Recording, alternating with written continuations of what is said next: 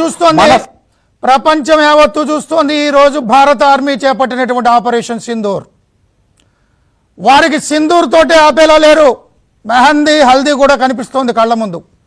అందుకనే అన్ని దేశాలు పాకిస్తాన్కి చివరిసారిగా బుద్ధి చెప్తున్నాయి.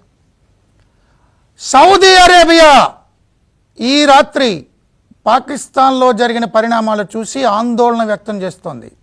తెల్లవారేసరికి సౌదీ అరేబియా విదేశాంగ మంత్రి ఇస్లామాబాద్ రాబోతున్నారు, ఆందోళన చెందుతున్నారు. మీరు తగ్గండి, ఎస్కలేట్ చేస్తే కనుక పరిస్థితి మామూలుగా లేదు అని. భారతదేశం పాకిస్తాన్ సరిహద్దు వెంబడి ఉన్న అన్ని ప్రాంతాల్లో రెడ్ అలర్ట్ ప్రకటించింది. సరిహద్దు ఉన్నటువంటి అన్ని గ్రామాల్లో అన్ని ప్రాంతాల్లో రెడ్ అలర్ట్. ఇళ్లల్లో దీపాలు వెలగడానికి లేదు. అన్ని ఎయిర్పోర్ట్లో కూడా ప్రవేశాలు నిషేధించింది. ఇక తగ్గేదేలే.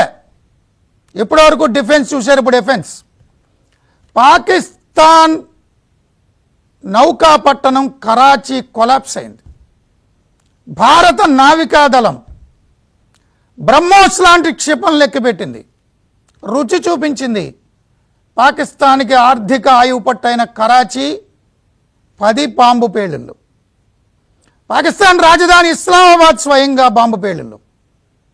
ప్రధాని షహబాజ్ షరీఫ్ కొంపాగూడు వదిలి పారిపోయాడు, సురక్షిత ప్రాంతానికి తరలి వెళ్ళాడు. ఇప్పటివరకు జమ్మూ కాశ్మీర్, గుజరాత్, రాజస్థాన్ సరిహద్దు ప్రాంతాల్లో డ్రోన్లతో విరుచుకుపడిన పాకిస్తాన్ ఆ డ్రోన్ ఒక్కటి కూడా ఏమీ చేయకపోవడం వల్ల భారత ఆర్మీ సుదర్శన చక్రం S-400 రక్షణ వ్యవస్థ ద్వారా వాటిని తునాతునకలు గాల్లోనే పేల్చేసిన నేపథ్యంలో మరొకసారి డ్రోన్ అటాక్ స్టార్ట్ చేస్తుందేమో అని ఇండియన్ ఇంటెలిజెన్స్ ఉన్న సమాచారంతో భారత ఆర్మీ అఫెన్స్కి వెళ్ళింది. జమ్మూ నౌషేరీ సెక్టార్లలో పాకిస్తాన్ సైనిక పోస్టులు నేలమట్టమయ్యాయి. పాకిస్తాన్కి ఊపిరి ఆడడం లేదు. లేటెస్ట్ అప్డేట్స్ TSR అందిస్తారు. TSR,